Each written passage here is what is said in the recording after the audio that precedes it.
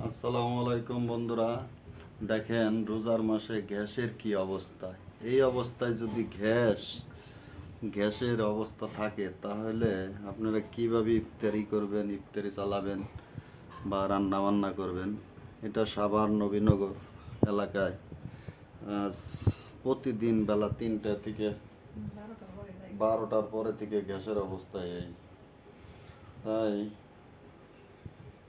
রান্নার যে অবস্থা মনে হইতেছে না আজকে এই রান্না দিয়ে ইফতারি করা যাবে, শুধু পানি দিয়ে ইফতারি করতে হবে।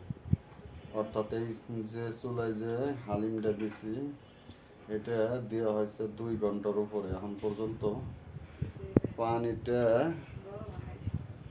দেখবেন কি পরিমাণ গরম হয়েছে। দেখেন কোনো বলকানি নাই। এটা একটা হালিম। এই হালিম রাঁধতে যাই আমার কাছে মনে হচ্ছে যে এই হালিমের যে অবস্থা তাতে আজকে আর খাওয়া যাবে না,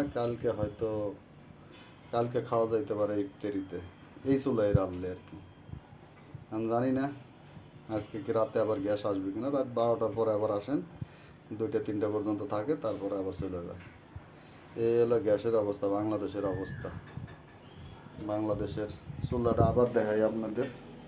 দেখেন গ্যাসের চুলা, আগুনের তিলটা দেখেন, মনে হইতেছে এটা ম্যাচের বাতি যদি গ্যাস লাইট জ্বালানো হয় গ্যাস লাইটের মতো এরকম আলো হয়। দেখুন চুলার অবস্থা। গ্যাস নাই, গ্যাস নাই, গ্যাস নাই, গ্যাস নাই। এই দেশের মানুষও ভালো নাই। তাই নতুন সরকার আইলো, লাইন গ্যাস এই অবস্থা। তাই